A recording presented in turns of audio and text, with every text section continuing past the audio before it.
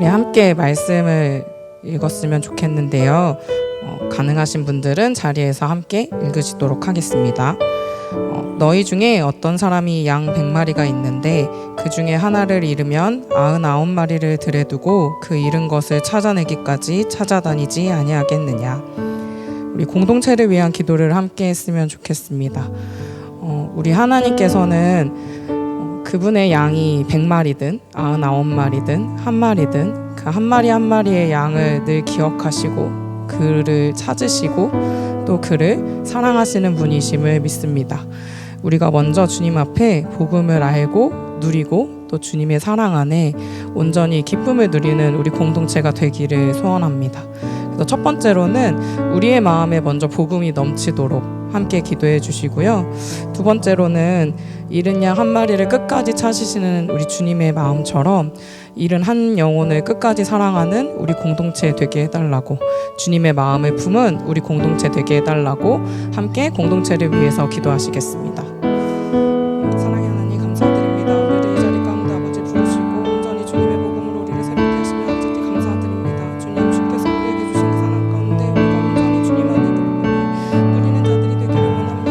주님 주님께서 찾으신 그 한 마리의 양이 우리의 힘이라고 기억하고 온전히 아버지 우리가 그 한 마리의 양으로서 아버지 하나님 앞에 온전히 복음으로 새롭게 된 우리 삶이 되기를 원합니다. 주님을 알고 주님을 만나고 주님을 기뻐하는 그 하나가 우리의 온전한 기쁨이 되기를 원합니다. 주님 또한 그렇게 아버지 하나님을 찾으시는 주님의 마음이 우리 또한 품기를 원합니다. 우리가 온전히 주님 앞에 그 한 마리의 양으로서 아버지 앞에 돌아오셨던 것처럼 주님 시간을 들고 주께서는 우리에게 오셨고 주님 그 한 마리의 양을 찾아 우리에게 오셨던 것처럼 주님 우리가 그 한 마리의 영혼을 찾는 사람이 되기 원합니다. 한 영혼을 끝까지 놓지 않는 공동체 되기를 원합니다. 그 한 영혼 끝까지 찾는 공동체 되기를 원합니다.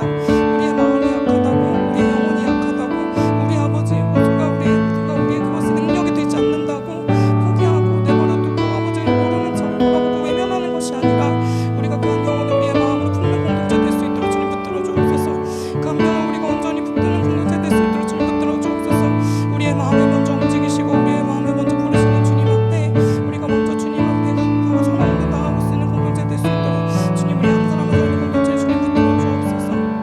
주님 우리에게 기쁨과 은혜가 아버지 그 감사가 넘치는 공동체 되기를 원합니다. 우리 안에 복음을 살려주시고 그 은혜 가운데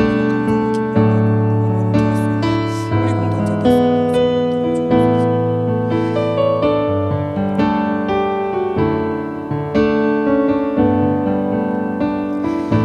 두 번째로는 우리 공동체를 위한 기도 다음으로 예배를 섬기는 이들을 위해 함께 기도했으면 좋겠습니다. 예배를 섬기는 우리 예배 섬김이들의 마음이 먼저 전심으로 주를 찾고 갈급한 마음으로 나올 수 있도록 사역에 대한 여러 가지 걱정, 염려 그리고 익숙함 등의 마음이 뺏겨서 주님 앞에 사꾼으로 서는 것이 아니라 아버지의 집에 찾아온 자녀의 마음으로 함께 할 수 있도록 우리 예배를 섬기는 모든 이들을 위해서 함께 기도하시겠습니다. 주님 예배를 섬기는 모든 이들 가운데 온전히 주님의 은혜를 구합니다. 주님 이들이 온전히 주님 앞에 서 있는 이 시간들이 주님 앞에 사건을 하는 시간들이 되지 않도록 주님 붙들어 주옵소서. 주님 이 자리 가운데 우리가 정말 익숙한 그리고 아버지 걱정, 두려움, 염려 그 모든 것에 속아 아버지 하나님 앞에 분주한 마음으로 서지 않도록 주님 붙들어 주옵소서. 예배를 섬기는 이들의 마음이 먼저 주님 앞에 갈급하게 하시고 그 갈급한 마음으로 주님 앞에 나오는 이들 가운데 온전히 주님 먼저 찾아와 주옵소서. 이들이 하는 이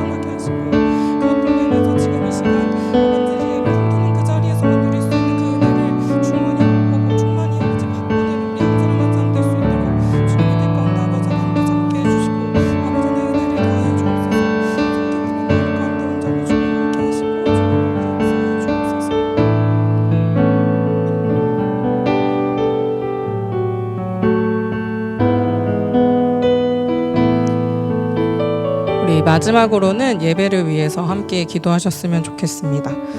우리의 상황과 환경과 상관없이 언제나 예배받기에 합당하신 주님만 높이는 예배가 되도록, 그리고 이곳에 함께 모인 모든 공동체 한 사람 한 사람이 정말 땅만 밟고 돌아가는 것이 아니라 하나님을 깊이 만나고 경험하는 오늘의 예배가 되도록 우리 예배를 위해서 마지막으로 함께 마음 모아 기도하겠습니다. 사랑해 주님 감사드립니다. 우리 예배 가운데 함께 하시는 우리 예배를 온전히 주의 손에 올려드립니다. 주님, 우리 상황과 우리 환경과 어떤 것과 상관없이 온전히 주님의 예배받기 합당하신 분임을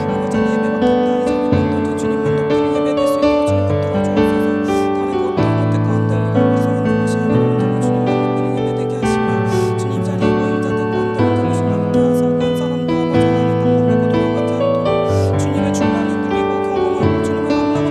주님,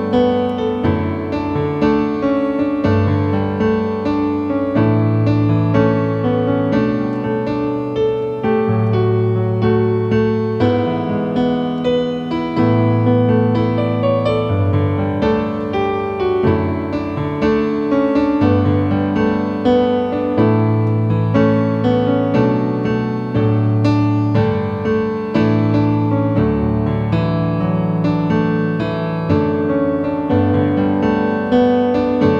상관없이 온전히 주님의 예배받기 온전하신 분임을 기억합니다. 우리의 걸음을 이 자리로 인도하시고 예배하게 하시고 찬양하게 하시는 분이 하나님이심을 믿음으로 고백합니다. 죽기까지 우리를 너무나도 사랑하셔서 자기 아들을 이 땅에 보내주신 그 하나님의 사랑을 하나님 우리가 오늘 더 알고 믿음으로 고백하고 또 그 사랑을 깊이 누리는 예배 시간이 되기를 원합니다. 주님, 이 시간 가운데 함께하여 주시고 주님이 기다리시고 찾으셨던 그 한 사람 한 사람을 만나주셔서 오늘 우리가 그 사랑을 믿음으로 고백할 수 있는 예배가 될 수 있도록 주님께서 기뻐 받으시는 예배가 될 수 있도록 주님 인도하여 주시고 함께하여 주시옵소서. 감사드리며 예수님의 이름으로 기도드립니다. 아멘. 다 함께 자리에서 일어나셔서 사도신경으로 예배 시작하며 나아가겠습니다. 전능하사 천지를 만드신 하나님 아버지를 내가 믿사오며 그 외아들 우리 주 예수 그리스도를 믿사오니 이는 성령으로 잉태하사 동정녀 마리에게 나시고 본디오 빌라도에게 고난을 받으사 십자가에 못 박혀 죽으시고 장사한 지 사흘 만에 죽은 자 가운데서 다시 살아나시며 하늘에 오르사 전능하신 하나님 우편에 앉아 계시다가 저리로서 산자와 죽은 자를 심판하러 오시리라. 성령을 믿사오며 거룩한 공예와 성도가 서로 교통하는 것과 죄를 사하여 주시는 것과 몸이 다시 사는 것과 영원히 다시 것을 믿사옵나이다. 아멘.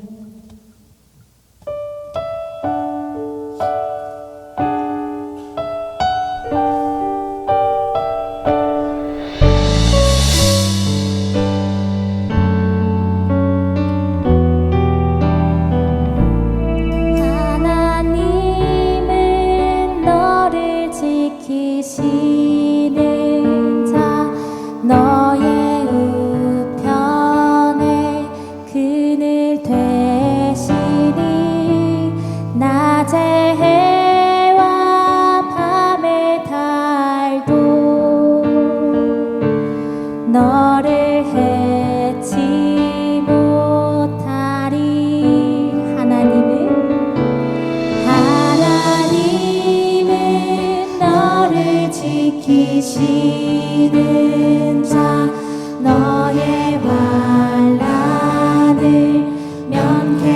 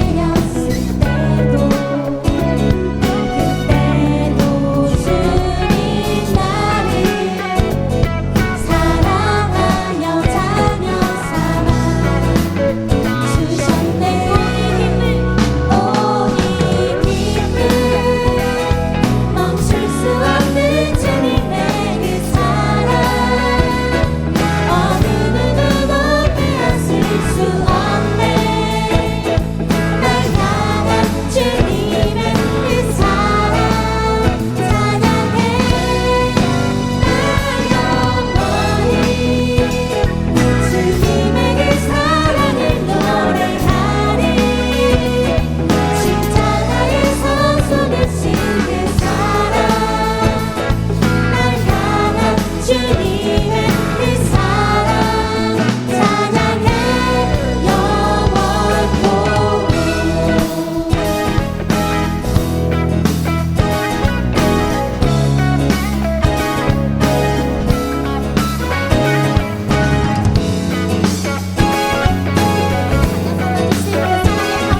다시 한번 고백할까요? 예수 날 위해 예수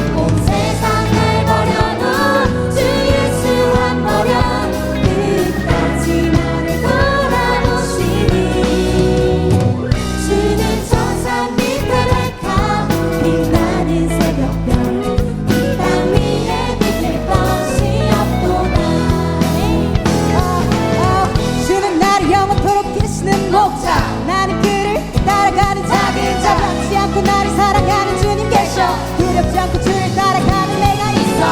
나의 산성 나의 방패 요새 힘이 되신 주를 영원토록 찬양해. 조언으로 인도하는 주를 항상 의지해. 내 영혼 먹이시는 은혜 누리고 나같이 주를 뵙기 원하네. 주는 천사 밑에 백합 빛나는 새벽별 이 땅 위에 비길 것이 없도다. 내 맘이 아플 적에 등 위로 되시며 나 외로울 때 좋은 친구라. 주는 천사 밑에 백합 빛나는 새벽별 이 땅 위에 비길 것이 없도다. 찬양합시다. 조심 좋으신 하나님 좋으신 하나님 참 좋으신 나의 크신 하나님의 이름을 높여 찬양할까요? 조심 좋으신 하나님 좋으신 하나님 참 좋으신 나의 가장 큰 목소리로 높여드립시다. 좋으신 하나님 좋으신 하나님 좋으신 하나님 참 좋으신 나의 선포할까요? 좋으신 하나님 좋으신 하나님 좋으신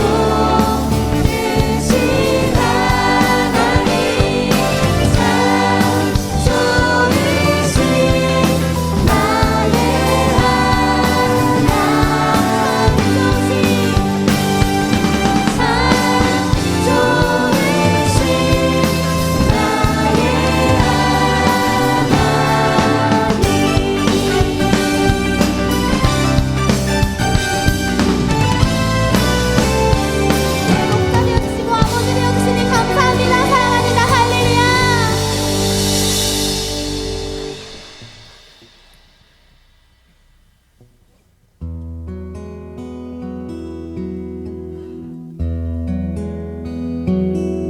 내 아버지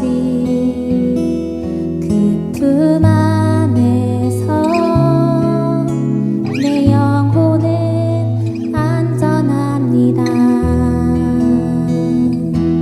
주 손길로 내 삶을 안으시니 그 평강이 나를 덮습니다. 나 비록 넘어지면 흔들리지만 주 내 안에 거하며 나를 붙드시니 내 생각을 주께로 돌리고 주시는 평강의 옷을 입습니다. 주 약속 안에서 내 영혼 평안해. 내 뜻보다 크신 주님의 계획 나 신뢰해. 두려움 다 내려놓고 주님만 의지해. 주 안에서 내 영혼 안전합니다. 함께 고백할까요? 내 아버지 그 품 안에서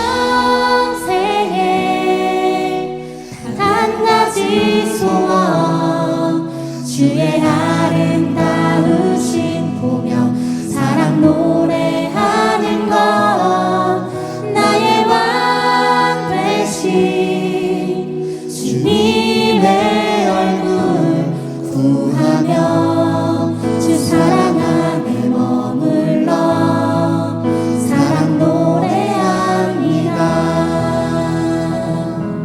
함께 기도합시다. 우리 인생의 참 주인 되시는 하나님을 찬양합니다. 온 세상 모든 만물을 지으신 하나님께서 창세전부터 나를 계획하시고 지금까지 인도하셨음을 주님 믿음으로 고백합니다. 나의 목자 되시는 주님 앞에 모든 것을 맡기며 나아가오니 오늘도 선하신 그분을 신뢰함으로 그분 안에 참된 평안을 누리는 우리가 되게 하여 주시옵소서라고 함께 우리의 마음을 열어 기도하며 나아갑시다. 기도하시겠습니다. 사랑하는 주님 감사합니다.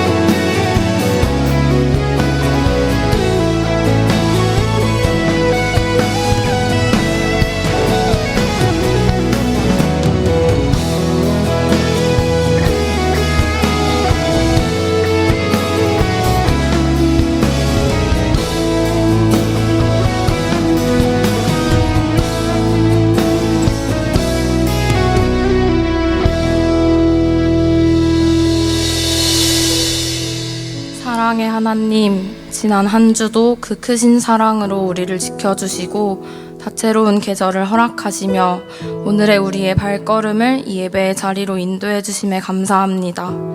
주님만이 이 예배의 주인 되시길 원하며 우리 모두가 오늘의 예배를 사모하는 마음으로 나오게 하시고 주님께서 기쁘게 받으시는 예배 드릴 수 있길 원합니다. 아버지, 우리는 참으로 서툴고 연약합니다. 온전한 내 마음을 드리지 못했던 지난 나의 모습과 상태들을 회개합니다. 우리의 사랑을 유일한 소망 되신 당신께 돌리길 원합니다. 우리는 그가 만드신 바라 그리스도 예수 안에서 선한 일을 위하여 지으심을 받은 자니 이 일은 하나님이 전에 예비하사 우리로 그 가운데서 행하게 하려 하심이니라. 아멘. 주님, 우리는 당신의 작품이며 하나님의 가장 훌륭한 창조물, 그가 만드신 바 하나님의 시입니다. 각각 떨어져 있을 때 우리는 하나님이 쓰신 작은 글자의 신이지 않지만 당신과 내가, 우리가 합쳐져 하나님의 시가 됨을 고백합니다. 아버지, 오늘 새 생명 축제를 위해 기도합니다. 모든 것을 주관하시고 영원한 생명 되신 주님께서 이 자리로 초대하신 새 생명들을 축복하여 주시고 함께하여 주세요. 내가 먼저 누린 이 복음의 참된 기쁨을 이들에게 나누고 전할 수 있길 원합니다. 또한 오늘 이 시간을 위해 수고한 새가족 마을과 여러 손길들에게 위로와 격려를 더하여 주세요. 우리 모두 당신 안에서 온전히 기뻐하는 복된 축제의 장이 되길 소망합니다. 주님, 다음 주에 있을 청년부 총회를 위해 기도합니다. 우리 청년부 공동체를 위해 사랑으로 섬기기 위해 마음을 열어주신 후보자들을 격려해 주시고 또 우리 모두 한 마음으로 기도하게 하여 주세요. 아버지, 이제 말씀을 듣습니다. 하나님과 우리 공동체를 사랑하시는 박현호 목사님께 당신의 사랑과 마음을 부어주시고 그 말씀을 통해 인생의 주권자 되시는 하나님을 진정으로 바라보는 시간 되길 원합니다. 아버지, 우리는 획일적인 세상을 원하곤 합니다. 그러나 당신은 다양한 창조물로 가득한 세상을 사랑하십니다. 우리의 한계를 인정하고 지혜의 근원 되시는 당신께만 소망 두길 원하오며 이 모든 말씀 예수 그리스도의 이름으로 기도드립니다. 아멘.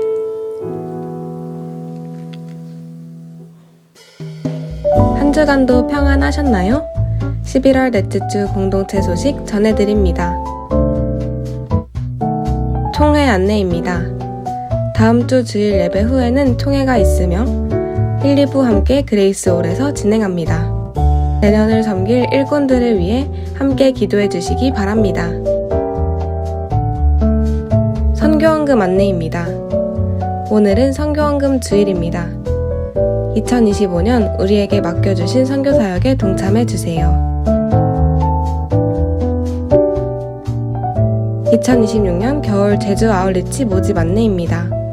모집 기간은 11월 2일부터 11월 29일까지이며 모집 인원은 동산위의 교회 1팀, 동산위의 교회 2팀, 양촌교회 팀입니다. 사역 일정은 2026년 1월 12일 월요일부터 1월 17일 토요일까지이며 신청은 QR코드 및 신청 링크에 접속하여 해주세요. 문의사항은 선교팀에 해주세요. 우리 교회에 처음 등록하신 새가족을 환영합니다. 모두 박수로 환영해주세요. 우리 교회에 처음 오신 분들은 예배당 뒤편 새가족실로 방문해주시면 더 자세한 안내를 받으실 수 있습니다. 자세한 내용은 주보를 참고해주세요.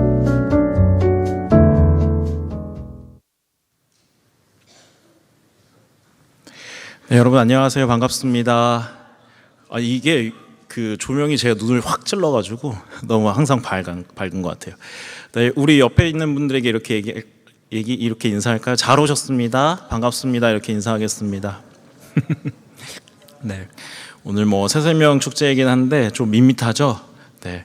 혹시 오늘 뭐 제가 다 알지 못하지만 새로 오신 분이 있다면 여러분을 모시고 온 분이 가장 일주일 동안 가장 소중하게 여기는 시간이 바로 이 시간일 거예요. 그래서 이 시간이 가장 소중한 시간 여러분과 함께 보내기 위해서 초대하게 됐는데 여러분이 뭔가를 마음에 좀 뭐랄까요 가져갔으면 좋겠습니다.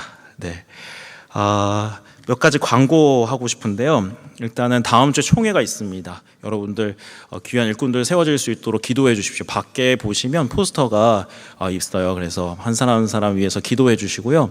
제주도 아울리치를 지금 준비하고 있는데 그 양천교회가 지원자가 없습니다. 여러분 거기에 사람이 필요합니다. 네. 우리 어르신들을 섬기면서 복음을 전할 분들이 필요해요. 그래서 기도하시고 마음이 동하시면 신청해 주시고 또 동산위의 교회도 또 신청해 주셔서 어린 영혼들 잘 섬기고 또 갔다 올 수 있도록 하면 좋겠습니다. 오늘 하나님의 말씀 같이 보겠습니다. 오늘 하나님의 말씀은요 시편 23편 말씀입니다. 시편 23편 말씀 1절부터 6절까지 우리 같이 읽을 텐데요. 우리 각자 자리에서 일어나서 함께 이 말씀 한 절씩 교독하고 마지막 절은 함께 읽도록 하겠습니다. 제가 먼저 읽겠습니다. 여호와는 나의 목자시니 내게 부족함이 없으리로다. 나를 푸른 풀밭에 놓이시며 물가로 인도하시는 도다. 내 영혼을 소생시키시고 자기 이름을 위하여 의의 길로 인도하시는 도다. 내가 사망의 음침한 골짜기로 다닐지라도 해를 두려워하지 않을 것은 주께서 나와 함께 하심이라. 주의 지팡이와 막대기가 나를 안위하시나이다. 주께서 내 원수의 목전에서 내게 상을 차려주시고 기름을 내 머리에 부으셨으니 내 잔이 넘치나이다. 내 평생의 선하심과 인자하심이 반드시 나를 따르리니 내가 여호와의 집에 영원히 살리로다. 아멘. 네, 자리에 앉으시겠습니다. 여러분 인생을 살아가시면서 어떤 마음을 갖고 사시나요? 나는 왜 인생을 왜 살까? 이런 고민을 해본 적 있으세요? 오늘 나는 왜 직장에 가고 왜 학교에 가고 나는 왜 살까? 이렇게 한심하게 보는 게 아니라 정말 진지한 고민으로 한 번쯤은 다들 그런 고민들을 하게 되는 것 같습니다. 나는 인생을 왜 살까? 20년을 살고 지금 30년 이렇게 살아가고 있는데 내 마음의 동기와 내 삶의 이유는 무엇일까라는 고민들을 많이 하게 되는 것 같아요. 그리고 세상은 여러 사람들은 너의 인생은 너의 것이니까 너가 잘 선택하고 고민해서 살아가야 돼 라는 이야기들 많이 합니다. 그리고 우리는 그렇게 살아가요. 얼마 전에 2022년에 미국의 가수 텔러 스위프트가 뉴욕대 졸업식 축사에서 이런 이야기를 했다고 합니다. 제가 이건 외우지 못해서 읽어보겠습니다. 선택하는 모든 결과가 다음 선택으로, 그 다음 선택으로 이어지게 된다. 선택의 갈림길마다 선택하는 것이 얼마나 어려운지 잘 안다. 이렇게 중요한 순간들에 무엇이 옳은 선택인지 어떻게 할 수 있나? 절대 알지 못할 것이다.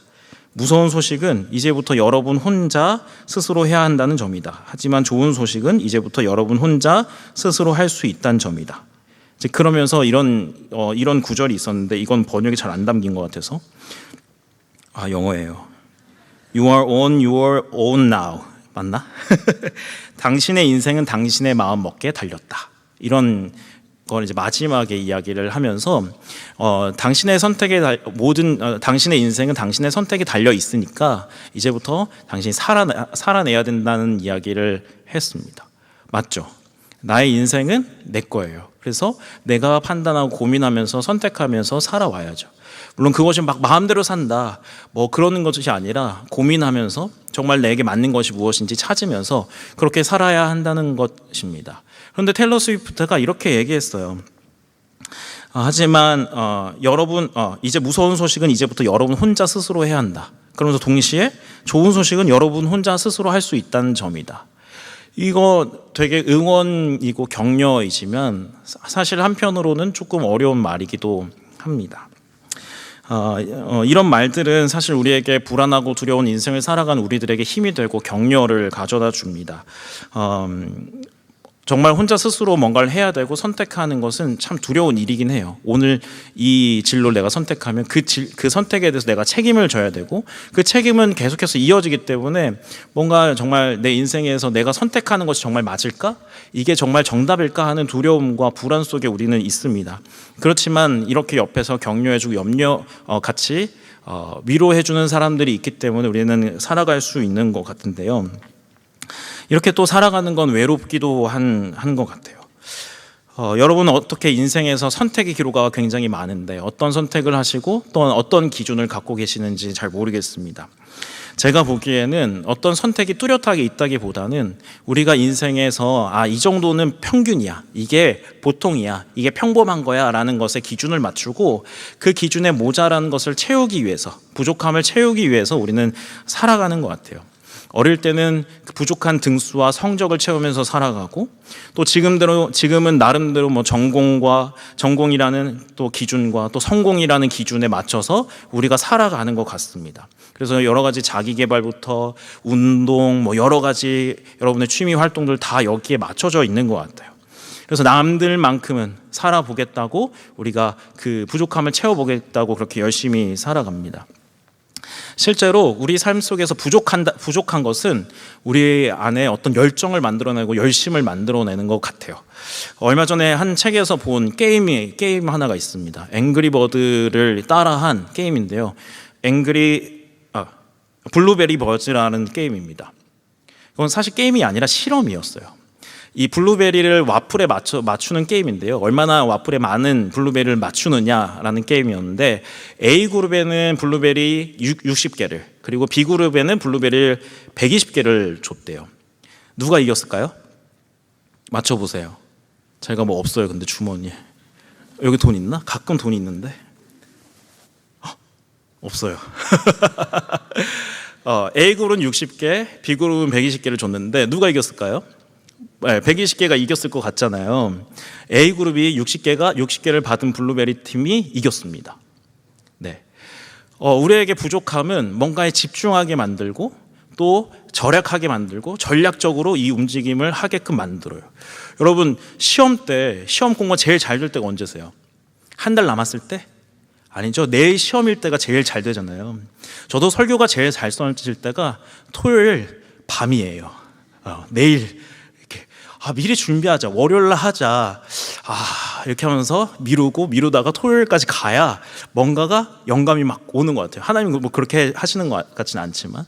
그리고 가끔 저는 일이 많을 때 그 유튜브에 그 드럼 영상이 있거든요. 딴딴딴딴딴딴 이거 틀어놓고 모든 일 처리를 막 해요. 그러면 그 순간 집중력 확 올라가면서 모든 일을 빨리 처리할 수가 있더라고요. 뭔가 시간이 부족하고 우리 안에 뭔가 부족하면 이 부족함에 대한 열정 때문에 뭔가를 우리가 집중력 있고 최대한 최선을 다해서 막 하게 되는 것 같아요. 그래서 부족함은 우리에게 긍정적인 효과를 분명히 가져다 줍니다. 근데 그 반대로 부정적인 효과도 있어요. 부정적인 효과는 제 또 삶의 이야기를 한 번 더 가져와 볼게요. 제가 결혼을 하고 저희 첫 번째 신혼집이 아주 작은 집이었어요. 제 아내랑 저 둘만 이렇게 잘 살 수 있는 그런 공간이었는데, 오늘 저희 아이가 이제 태어나고 나서 점점 짐이 많아지는 거예요. 여러분, 사람이 태어나면 사람만 있는 게 아니라 장난감도 생기고 옷도 생기고 막 이래요. 아세요? 그렇게 되는데, 그러다 보니까 이제 집이 좁아지고 또 집의 계약 기간이 거의 끝나가는 거예요. 그래서 넓은 집을 찾아야 되는데, 아니 그때 집을 알아보는데 집값이 이만큼 뛴 거예요. 제가 가진 돈은 이만큼이고 막 은행을 또 알아보고 있는데 안 되는 거예요. 어떡하지? 그래서 아침에 일어나면 눈 떠서 네이버 부동산 켜보고 밥 먹으면서도 보고 계속 내내 봤어요. 여기에 결핍이 되어 부족한 거에 집중을 하니까 계속 그것만 보다가 해결할 수가 없는 거예요. 돈이 있으면 해결이 되는 건데 해결이 안 되니까 결국엔 하루 이틀 그렇게 살면서 일주일 넘게 보내다가 제가 장염에 걸렸어요. 그 다음에 엄청 많이 고생을 하고 결국에는 집을 못 구했어요. 또 2년 또 살았죠. 어찌됐든, 아닌가? 제 아내가 기억하는데, 이게 또 거짓말이면 제 아내가 집에서 뭐라 할 텐데, 어찌됐든 장염에 걸리고 막 그랬죠. 그러니까 분명 부족한 거여서 제가 거기에 집중하고 거기에 열심을 가졌는데 그걸 해결할 수가 없으니까 제 안에 강박감이 들고 또 뭐랄까 좀 마음이 너무 고통스럽고 힘든 마음이 너무 많이 들었습니다. 그러면서 차를 이렇게 움직이면서 이렇게 집이 많은데 나만 집이 없는 것 같은 거예요. 그래서 한 번도 그런 생각이 없는데 이 아파트 사이를 지나면서 너무 외롭다, 나만 집이 없나? 이런 생각을 하게 됐습니다. 이 단순히 제 경험이 아니죠.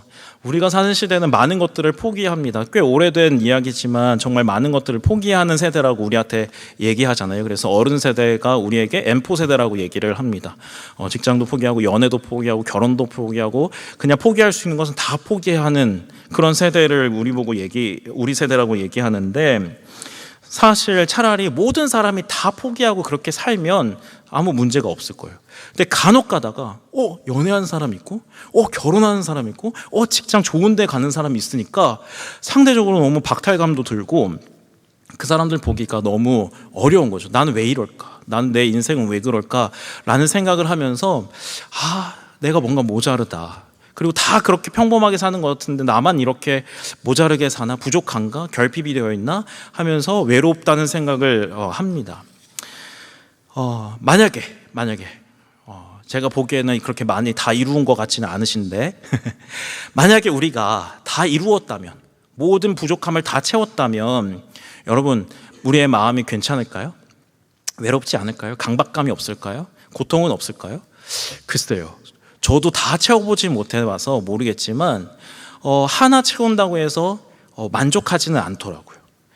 파도가 밀려오는 것처럼 이거 뛰어넘으면 저게 오고 저걸 채우면 또 이게 찾아와서 부족하고 결핍되어 있고 항상 뭔가 강박감을 느끼면서 불안하고 두려운 불안과 두려움을 느끼면서 그렇게 우리 살아가는 것 같습니다.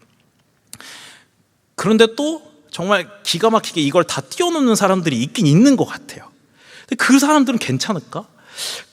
정말 그런 사람이 아니어서 잘 모르겠지만 그런 사람들은 아마도 내가 그래도 이런 것들을 넘어봤다, 내가 이만큼 잘 살고 있다, 쟤보다는 낫다라는 우월감에 있어서 사실은 그 우월감을 가지고 살아가는 것 같습니다. 이렇든 저렇든, 그러니까 부족함을 채우든 부족함을 채우지 못하든 사실은 우리 안에 뭔가 만족하는 그런 마음들은 사실은 없는 거예요. 늘 부족함을 느끼고 결핍을 느끼고, 그래서 그 부족을 채우기 위해서, 부족함을 해결하기 위해서 우리는 열심히 이 세상을 살아갑니다.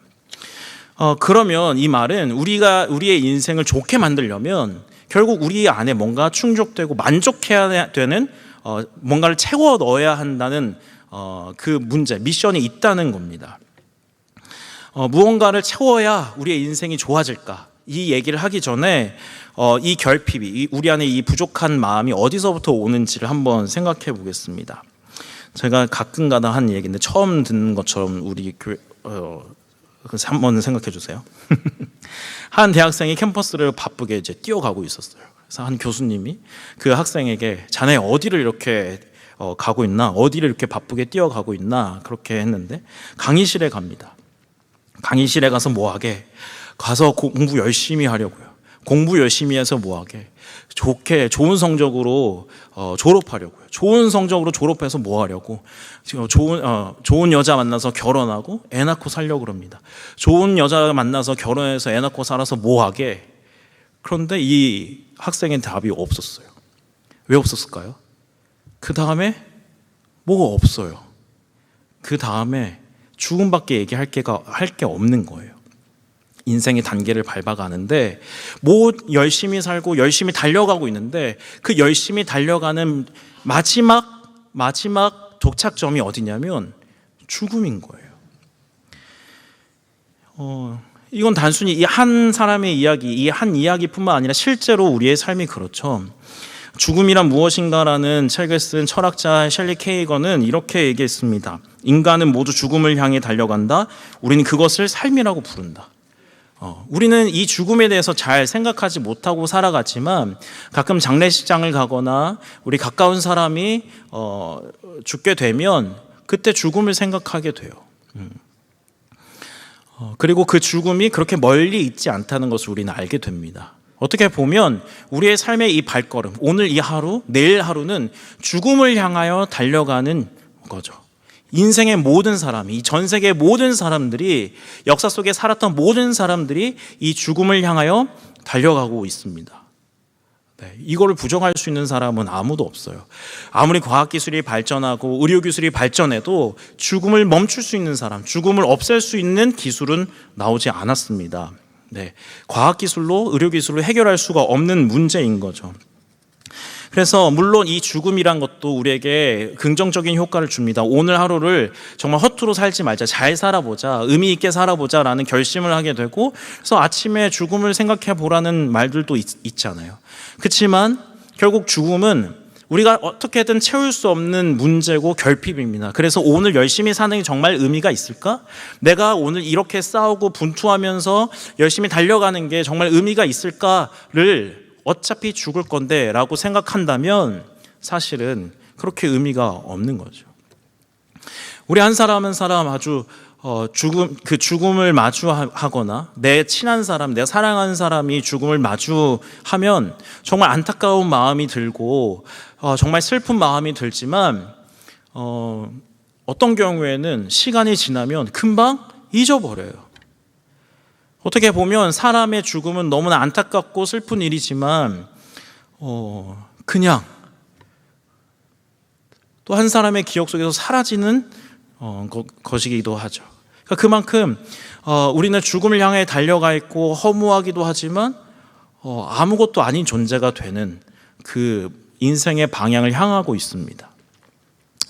이런 점에서 아직도 종교가 의미가 있는 것 같아요. 저는 오늘 기독교를 얘기하는 게 아닙니다. 이 종교를 이야기할 때 사람들이 종교를 갖는 이유가 있어요. 결국 이 죽음 때문에, 이 불가능한 영역을 해결하기 위해서 사람들은 죽음이란 문제를 해결하기 위해서 종교를 갖게 됩니다. 저는 이제 다른 종교는 잘 모르지만 제가 두 가지 종교를 공부해 본 적이 있는데요. 불교와 이슬람입니다. 불교에는 윤회 사상이 있죠. 오늘 여기서 내가 전생에서 잘못 살거나 아니면 오늘 이 땅에서 내가 잘못 살면 다시 태어났을 때 뭐 벌레로 태어나거나 동물로 태어나거나 뭔가 문제가 있거나 이렇게 되고, 아니면 기독교에서 여기 얘기해야 될지 모르겠는데 성불 하면 부처님처럼 깨달음을 얻으면 열반에 이르는 우리로 치면 뭐 천국이라고 할까요? 그런 게 또 있고요. 또 이슬람은 천국에 가는 가장 확실한 방법이 딱 한 가지가 있습니다. 그거는 순교자가 되는 거예요. 그냥 거룩한 전쟁을 또 그렇지만 자연재해 때문에 만약 갑자기 죽게 되면 그 사람 확실히 천국에 간다, 이런 그런 이야기들을 합니다. 그 외에는 잠시 무덤 속에서 고통을 당하다가 다시 이제 천국으로 간다. 그 고통에서 해방이 된다. 그렇게 얘기를 해요.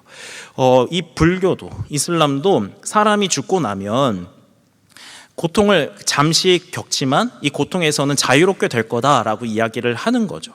그렇게 얘기하면서 이 죽음의 문제를 죽은 다음에 해결될 거야 라고 이야기하면서 사람들이 이 죽음의 고통과 불안을 이 죽음 다음으로 미룬 다음에 이 세상에 집중하게 만듭니다.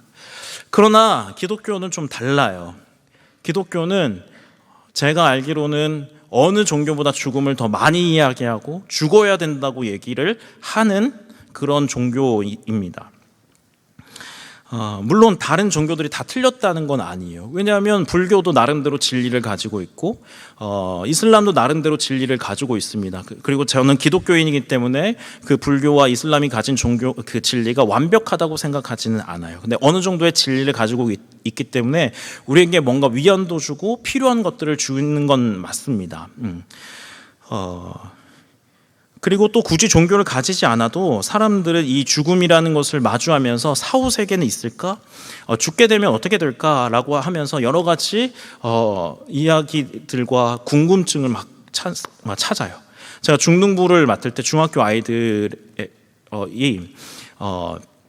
가장 예배 시간에 가장 관심을 가지는 이야기 뭐였냐면 그런 하나님 이야기, 예수님 이야기, 성경 이야기는 전혀 관심이 없고 걔네들의 유튜브를 이렇게 보면 무당 이런 거 찾아보거든요. 왜냐면 그게 귀신 이야기가 있고 신비로운 이야기들이 있잖아요. 그러니까 보는 거예요. 사람들은 다 영적인 뭔가의 존재에 대해서 그냥 인식하기도 하고 궁금해합니다. 그리고 이 죽음을 마주하면 더 그런 고민들을 많이 하게 되는 것 같아요. 그러면 이 죽음의 문제에 있어서 기독교는 어떻게 이야기할까? 먼저 죽음의 원인은 성경에서 이렇게 이야기하고 있습니다. 로마서 5장 12절인데요. 그러므로 한 사람으로 말미암아 죄가 세상에 들어오고 죄로 말미암아 사망이 들어왔나니 이와 같이 모든 사람이 죄를 지었으므로 사망이 모든 사람에게 이르렀느니라. 간단하게 얘기하면 사람이 죽는 이유가 뭐냐? 죄 때문이다 라고 이야기하는 거예요. 근데 좀 기분이 나쁘죠. 저도 전도할 때나 가끔 저도 내가 그렇게 죄인인가? 라는 생각을 해요. 그리고 기독교인들이 전도할 때 제일 실패하는 이유가 너 죄인이야 라고 할 때 그렇게 되는 거거든요. 좀 기분 나쁜 이야기인데요. 사실 죄란, 기독교에서 말하는 죄란 나쁜 짓을 하거나 나쁜 행동을 하는 게 아니라 하나님이 없는 거, 하나님을 싫어하는 거를 죄라고 얘기합니다. 하나님과의 관계가 단절된 것을, 끊어진 걸 죄라고 이야기를 해요.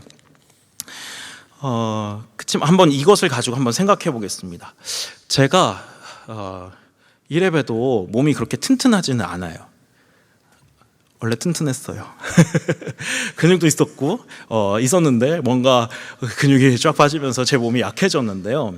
10월 초에 제가 갑자기 감기가 찾아오면서 밤에 오한이 들고 막 열나고 기침하고 콧물하고 난리가 났어요. 온 몸이. 그러면 이제 주변에서 당연히 병원 가라 이런 얘기 하잖아요. 그렇지만 병원에 가기가 귀찮아요. 그리고 가기가 싫어요. 걷어보세요. 돌려보세요. 이게 너무 하기 싫은 거예요. 의사 말이 따르기가. 그래가지고 집에 있는 약을 다 털어가지고 해열제 있는 거 다 찾아서 교차 복용하고 콧물약 또 무슨 약 먹으면서 한 4-5가지를 이렇게 먹었어요. 한꺼번에 먹지는 않았어요.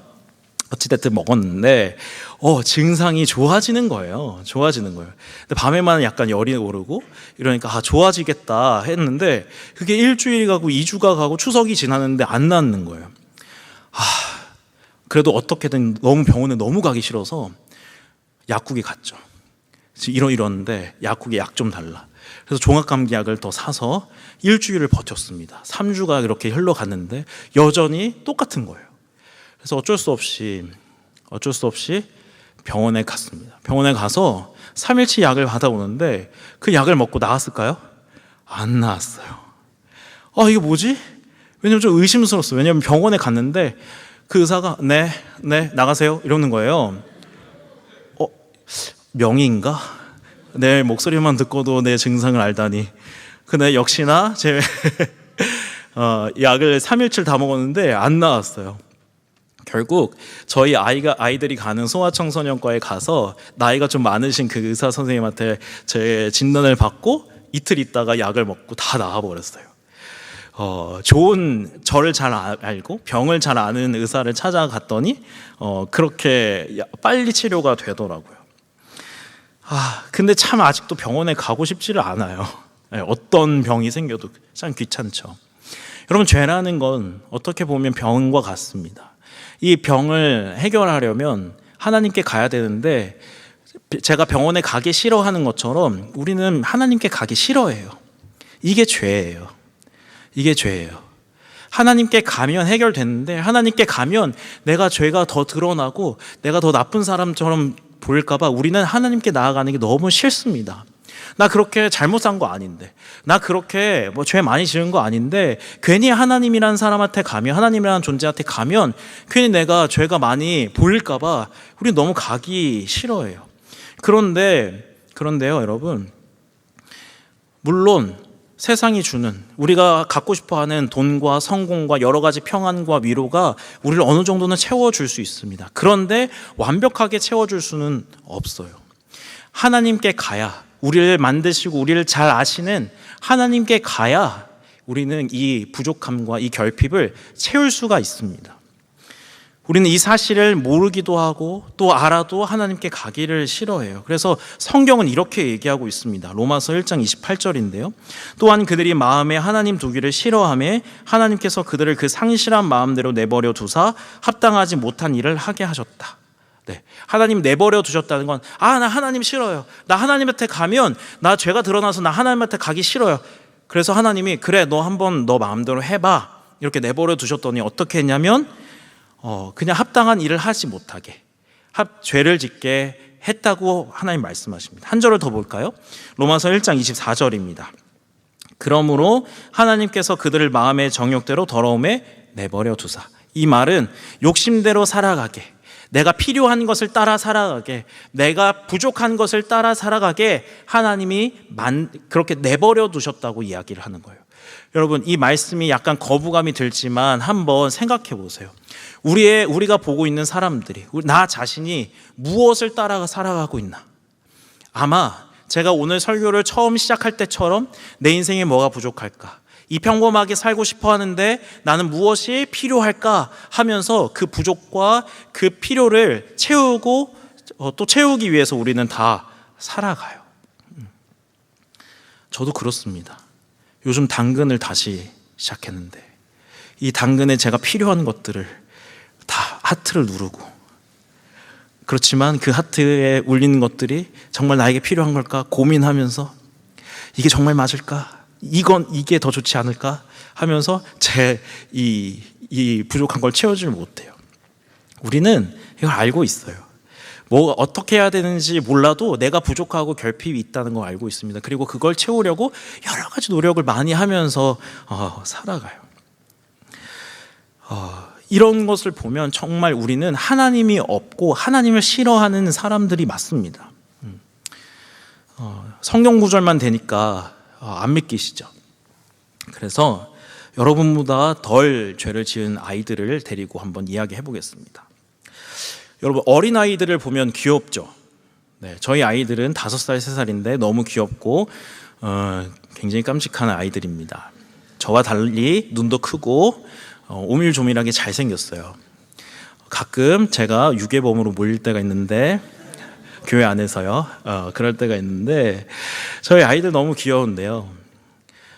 이 둘 아이들이 정말 집에서 잘 놀아요. 장난감을 가지고 잘 노는데 한 번씩 문제가 생깁니다. 어쩔 때 문제가 생기냐면 같은 걸 가지고 놀고 싶을 때 그때 문제가 생겨요. 누나가 더 힘이 세기 때문에 절대 빼앗기지 않습니다. 그때 제 둘째 아이는 누나를 때려요. 왜 이렇게 반응하세요? 여러분도 그랬어요. 밀고 때려요. 부모가 가르쳐줬을까요? 야, 누나 때려라, 이렇게? 저 그렇게 나쁜 놈은 아니거든요. 어린이집 선생님이 그렇게 가르쳤을까요?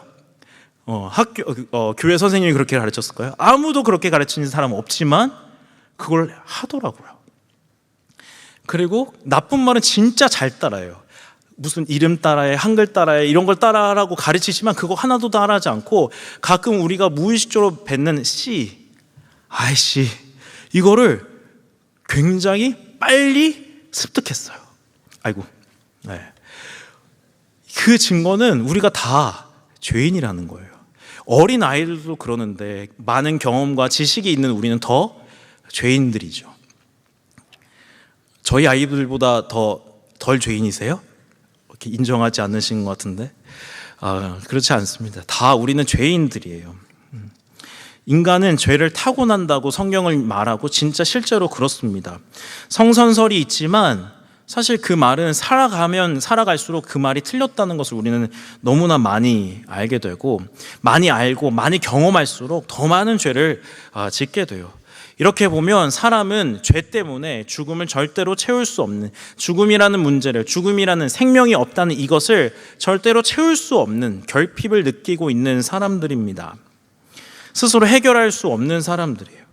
병원에 가기 싫어하는 것처럼 문제를 해결하고 싶어 하지만 절대로 문제를 해결할 수 있는 그 방법은 찾아가지 않는 거예요. 그래서 우리가 영원히 결핍을 느끼고 불안하고 강박을 느끼고 그렇게 외로워하면서 살아가고 인생을 마무리하게 됩니다. 인정하기 싫지만 이게 한 사람의 인생이에요. 인생입니다. 사람들이 얼마나 죽기 싫어하는지 또 죽기를 얼마나 무서워하는지 사람들은 종종 이렇게 얘기하잖아요. 우리들은 차라리 잠자다가 그냥 그렇게 갔으면 좋겠다, 아니면 정말 그냥 잠깐 아프다가 그냥 갔으면 좋겠다, 그런 이야기들을 하는 걸 우리가 듣게 됩니다. 그러니까 죽음이란 건 참 우리에게 두렵고 외로운 거죠. 그리고 이 죽음이란 문제는 죄 때문에 하나님을 싫어하고 하나님이 없어서 그렇게 생기는 문제입니다. 그런데 오늘 우리가 함께 보게 된 이 말씀은요, 시편 23편은요 인생에 대해서 두려움도 없고요, 인생에 대해서 외로움도 없고요, 인생에 대해서 불안하고 두려워하는 마음이 전혀 없습니다. 시편 23편 1절을 읽어볼게요. 여호와는 나의 목자시니 내게 부족함이 없으리로다 라고 이렇게 시편 시를 이렇게 시작합니다. 하나님은 양을 치는, 양을 인도하고 양을 보호하는 목자와 같아서 나의 인생에는 부족함이 없다고 그렇게 이야기를 해요. 이 시편을 지은 다윗이라는 사람은 인생에 참 힘들고 고통스러운 사람이었습니다. 태어나니까 위에 형들이 7명이나 있었어요. 형들이 너무 많으니까 인생에 이 8번째 아들은 사실상 아들이 아니라 종처럼 아버지가 대했습니다. 중요한 사람이 있으면 데려오지도 않았고 그냥 양이나 치러 나가라고 이야기했어요. 형들은 다 이 막내를 무시했습니다. 그리고 결혼했는데 그 아내가 이 남편을 무시하면서 살았어요. 그리고 장인이 왕이었는데 이 왕에게 10년이나 쫓겨다니면서 도망자로 살았습니다. 이 다윗에게 친구들은 다 뭔가 범죄를 저지르거나 무엇이 부족하거나 뭔가 쫓겨난 사람들이어서 친구가 많았지만 그 인생에 아무 도움도 안 되는 그런 사람들이었어요. 결혼하고 아이들을 많이 낳았는데 아이들은 서로 싸우고 죽이고 정말 나쁜 짓 하고 아버지를 물러나게 하고 하는 참 그 인생이 참 고통스럽고 힘든 사람이었습니다. 그런데 자신의 인생 마지막에 이렇게 고백해요. 여호와는 나의 목자시니 부족함이 없으리로다. 이 말은 부족함이 없다라는 말은 내가 과거에도 부족함이 없었고 지금도 부족함이 없고 앞으로도 부족함이 없을 것입니다라는 고백이에요. 그 이유가 여호와는 나의 목자시기 때문에, 내 인생을 책임지시는 분이 있는데 그 하나님이 나의 인생을 책임지기 때문에 내 인생에는 부족함이 없다고 이렇게 얘기를 합니다. 그리고 그는 또 이렇게 얘기를 합니다. 4절을 보면 내가 사망의 음침한 골짜기로 다닐지라도 해를 두려워하지 않을 것은 주께서 나와 함께 하심이라.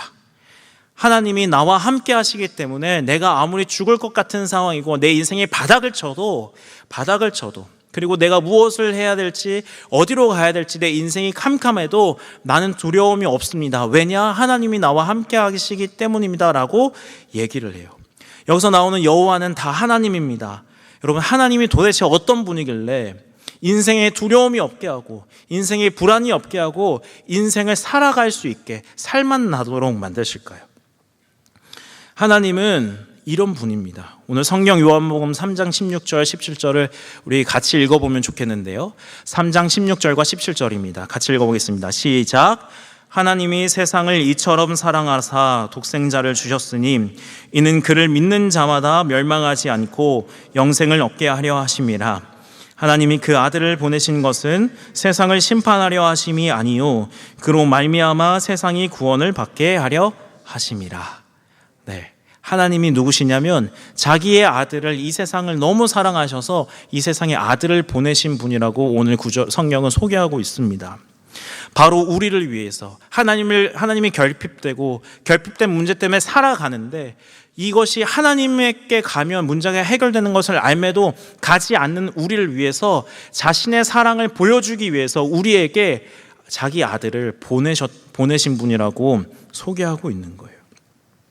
하나님께서 우리를 사랑하셔서 우리가 하나님 떠나는데 하나님 필요 없고 하나님 싫어하는데 우리를 이 죽음이라는 영원히 채울 수 없는 이 결핍에서 구원하시려고 하나님이 우리에게 그 아들 예수 그리스도를 보내셨습니다. 그리고 그 예수 그리스도가 우리 대신 죽었고 그 예수님을 믿을 때 오늘 이 말씀처럼 영원한 생명을 얻게 됩니다.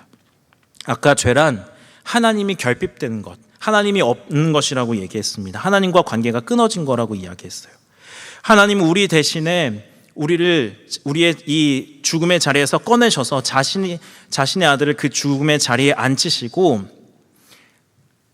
자신과 아들의 관계를 끊어버리셨어요. 그리고 아들의 자리에 우리를 앉히신 다음에 사랑의 끈으로 우리를 꽁꽁 묶으셨습니다. 우리를 사랑하시기 때문입니다.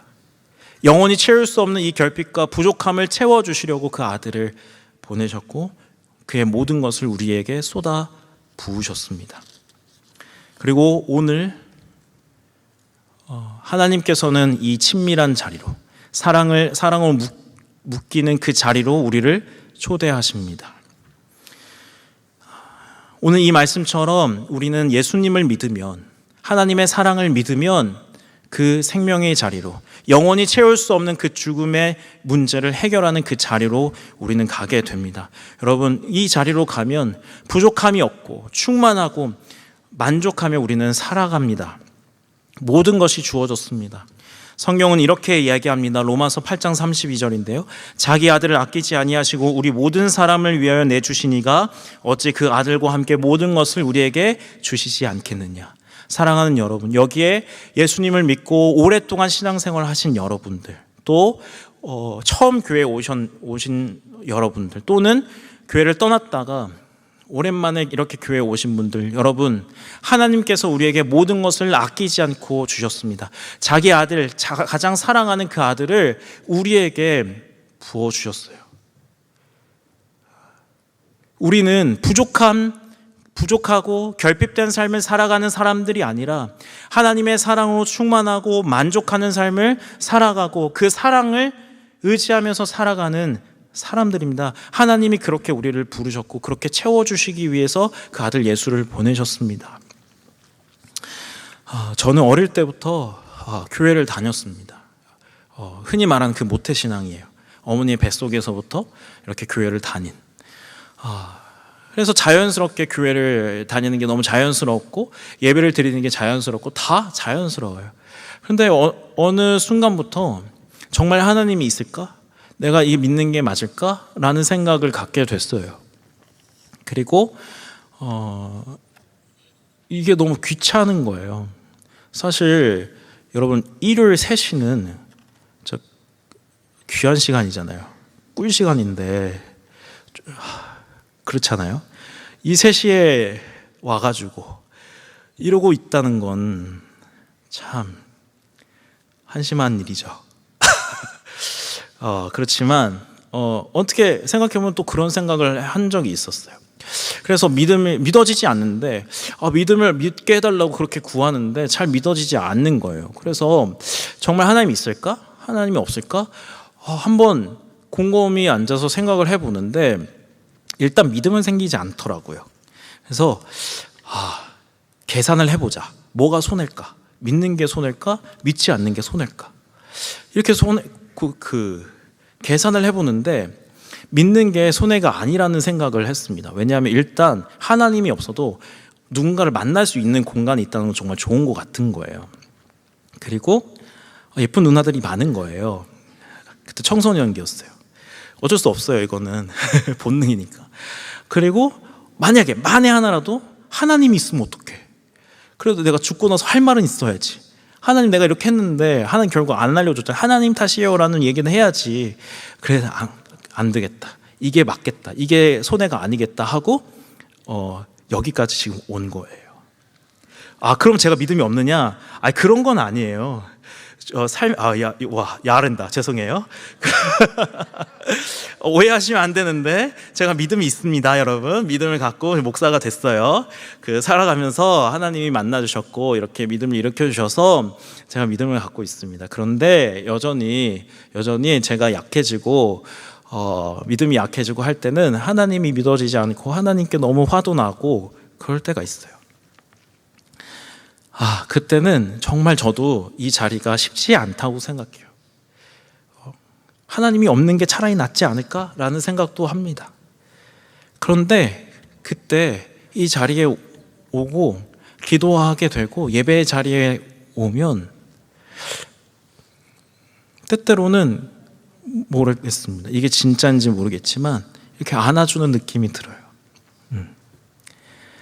뭐라고 내 인생에 좀 설명을 해줬으면 좋겠고 내 부족함에 대해서, 내 결핍에 대해서, 내 고통에 대해서 뭔가 해줬으면 좋겠는데 내 인생을 꼭 이렇게 붙드는 느낌이 들 때가 있습니다. 그게 오늘 이 시편의 23편의 목자가 양에게 주는 친밀함이고 저는 사랑이라고 생각합니다. 오늘 교회에 오신 여러분들, 또 오랫동안 이렇게 신앙생활 하신 여러분들, 오늘 이 시편의 말씀은 과거에 어떤 오래전에 한 사람의 이야기가 아니라 오늘 우리의 이야기이고 하나님이 우리의 인생을 자신의 곁으로 초청하시는 말씀입니다. 내가 너와 친밀하고 싶고 사랑을 나누고 싶고 함께하고 싶어 하시는 하나님의 초청입니다. 여러분 오늘 잘 오셨습니다. 이 말씀 안에서 이 말씀을 믿으시고 예수님께서 여러분의 그 부족함과 죽음 영원히 해결할 수 없는 이 죽음의 문제를 해결하셨다는 것을 믿으셨으면 좋겠어요. 저는 한 사람의 인간이어서 여러분이 믿든 말든 상관없는 건 아니지만 하나님은 더 간절한 마음과 사랑으로 여러분에게 그런 마음을 갖고 계시고 여기에 초대하셨습니다. 그리고 여러분이 여기에 초대하신 분이 오지 못하더라도 그 영혼을 향하여서 하나님은 간절한 마음을 갖고 계십니다. 여러분 계속해서 영혼들을 위해서 기도하시고 또 하나님의 사랑을 그리고 알 수 있도록, 그리고 그 사랑이 우리의 삶을 위로하고 격려하고 함께 가고 싶어 하는 그 마음이 전해질 수 있도록 우리가 주의 복음을 전하게 되는, 그리고 오늘 믿게 되는 그러한 역사가 있는 시간이 됐으면 좋겠습니다. 제가 기도하겠습니다. 하나님 감사합니다. 하나님 나의 목자 되셔서, 우리의 목자 되셔서 우리의 인생을 이끌어 가시고 보호하심을 감사합니다. 하나님, 여기에 하나님을 믿지 않는, 또 하나님을 모르는 사람들도 있습니다. 하나님께서 마음을 만져주셔서 하나님의 사랑 가운데 거할 수 있도록 인도하여 주시고 하나님의 사랑을 깨닫고 그 사랑 가운데 거하고 사랑으로 충만한 인생을 살아갈 수 있도록 인도하여 주옵소서. 죽음이란 영원히 채울 수 없는 결핍과 부족한 가운데 있는 우리의 인생을 사랑하시는 하나님, 우리 가운데 계속해서 그런 하나님의 마음, 그리고 하나님의 마음을 전하는 저희들이 될 수 있도록 도와주시옵소서. 우리 안에 죽음이 아니라 생명을 향하여 갈 수 있도록 도와주시고 생명이 넘칠 수 있도록 도와주시옵소서. 살아계신 예수님의 이름으로 기도합니다. 아멘. 시간 함께 우리 일어나서 하나님 앞에 찬양하면서 헌금 드리도록 하겠습니다.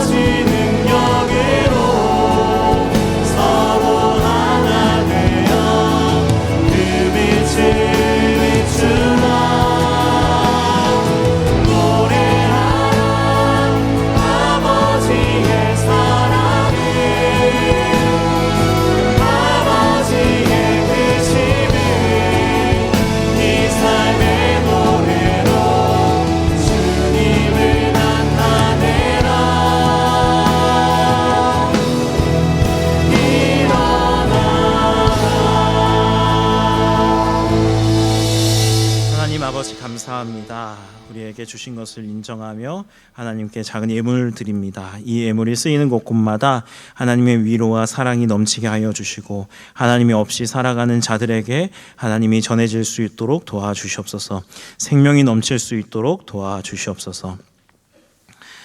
지금은 우리 주 예수 그리스도의 은혜와 하나님의 무한하신 사랑과 성령님의 교통하심이 우리의 인생을 인도하시고 이끌어 가시며 영원히 채울 수 없는 그 부족함을 자기의 아들을 희생하셔서 해결해 주신 그 사랑을 가지고 살아가기로 결단하고 결심한 주님의 귀한 청년들에게 오늘 또 오랜만에 교회에 나오고 교회에 처음 나온 주의 백성들 위해 영원토록 함께 있을지어다. 아멘.